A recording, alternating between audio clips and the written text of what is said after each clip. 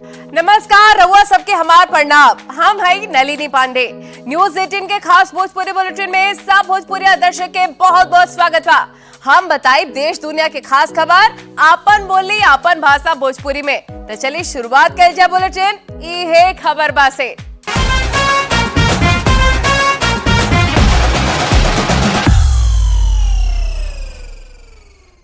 जी आपन आवाज से लोगन के मंत्र मुग्ध कई देले रहली भोजपुरी के स्वर कोकिला शारदा सिन्हा, जे भोजपुरी के एगो नया आयाम देले रहले। अब हमने के बीच नहीं खे, लेकिन उनकर याद, उनकर गावल गीत हमेशा अमर रही।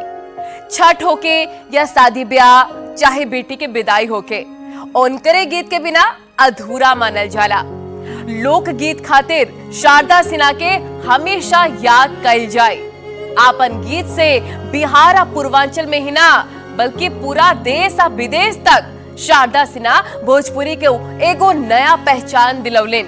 भले वो एह छठ में हमने के बीच नहीं के रहले, लेकिन उनकर गावल छठ गीत अमर हो गइल बा, जवन हर छठ में हमेशा उनकर याद दिलावत रही।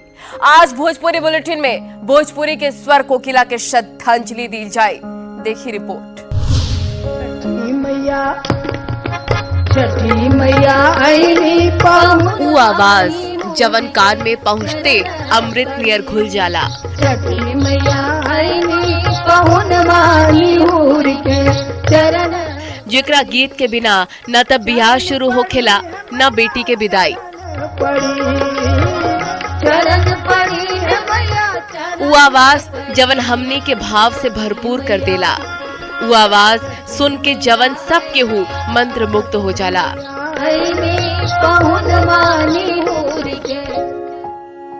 वो आवाज हमेशा खातिर चुप हो गई। बिहार कोकिला शारदा सिन्हा अब हमनी के बीच नहीं खे, बाकी वो हमेशा अपना लोकगीत के माध्यम से हमनी के याद में जिंदा रही है।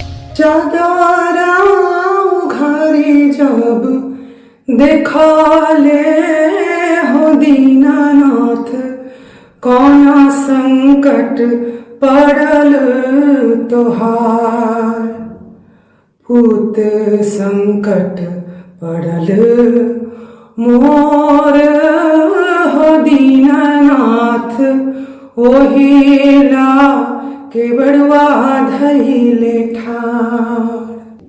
उनको नमन करती हूँ, श्रद्धांजलि। हम लोग क्या देंगे, बस हम लोग आपके 25 में थोड़ा बहुत अगर चलने की काबिलियत कितना रखते हैं मुझे पता नहीं, कोशिश रहेगी माँ। शारदा सिन्हा के पति ब्रिज किशोर सिन्हा के 22 सितंबर के निधन हो गए। उनकर करीबी रिश्तेदार के कहना बा कि उनकर पति की मौत के बाद बहुत कम लोग से उनकर मुलाकात होत रहल।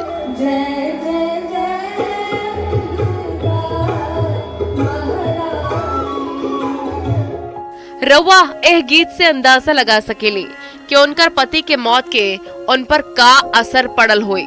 जवन वो अस्पताल में गवले रहलीन, ई शारदा सिन्हा के आखिरी गीत है, जवना में अपना पति से अलग होके के वियोग रहे, असहनीय दर्द रहे। निकस गए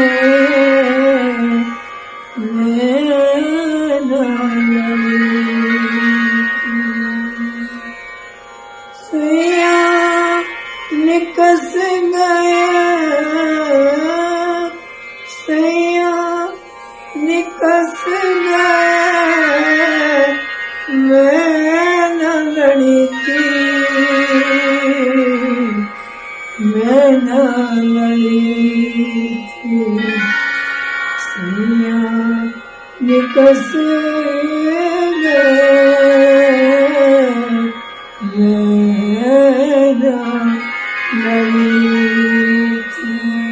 शारदा सिन्हा हमनी के बीच नहीं थे, लेकिन वो अपना गीत के माध्यम से लोगन के दिल में हमेशा जिंदा रहे। जवना ईमानदारी और बेबाकता से वो अपना लोक गीत के माध्यम से बिहार के संस्कृति के देश दुनिया तक पहुँचवली। उनकर आवाज चुप हो गई, लेकिन वो अमर हो गई।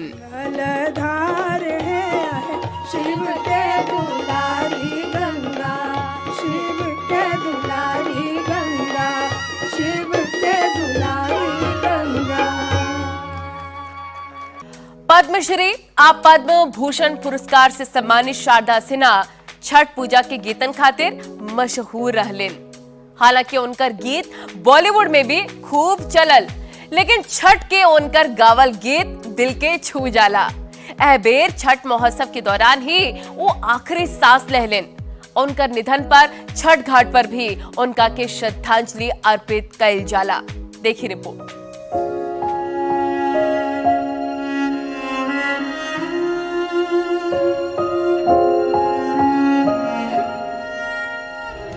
भोजपुरी भाषा बहुत नीक और मीठ भाषा है और ये भाषा के सुर साम्राज्ञी शारदा सिन्हा जी हमन के बीचे अब नइखे।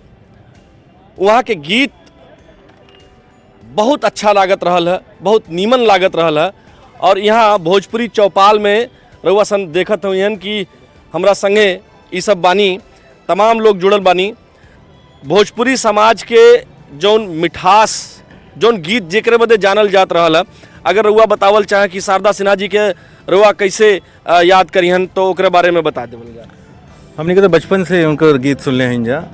छठ यानी शारदा सिन्हा यानी छठ, तो बचपन से लेकर जवानी तक हमने का कुल यहाँ पे जो खड़ा है जा सब उनका गीत सुनले हैं जा। और उनके गीत के बिना छठ के कोई मायना ना हो, छठ अधूरा हो। तो ये हमने के बदे शारदा सिन्हा है जा। अच्छा भैया, आप का कहल चाहता नहीं कि जैसे भैया बतौले हैं कि छठ मतलब शारदा सिन्हा के गीत है, तरुआ का कहियन? देखिए, तो बहुत दुखद समाचार हमनी पूरे भोजपुरी समाज, पूरे देश के लिए बा। और भोजपुरी का स्वर कोकिला पद्मश्री पद्म भूषण शारदा सिन्हा जी का निधन भइल। और हमन के बचपन से उनका लोकगीत, छठ पूजा के गीत, और जहाँ भी देश विदेश में यदि निम्न गीत के बात हुई भोजपुरी का तो हमें शारदा सिन्हा जी के ही बात आवेला। और इतना बड़ी शख्सियत रही हैं जौने के जितनो कहल जा उतना कम बा। और पूरा भोजपुरी समाज बहुत शोकुल बा, बहुत दुखी बा। उनकरा खातिर हम 2 शब्द लिखने बनी, सुनावत हैं। मैं जब नहीं रहूँगी यह चांद मेरे गीत गाएंगे। जब मैं नहीं रहूँगी यह चांद मेरे गीत गाएंगे।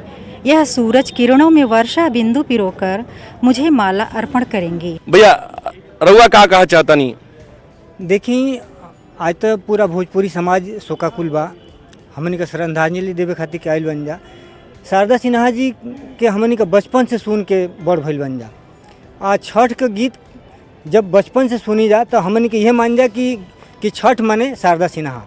आज शारदा सिन्हा हमनी के बीच में नहीं की तो हमनी का बहुत बहुत उनकर जौन बा श्रद्धांजलि अर्पित करतन जा।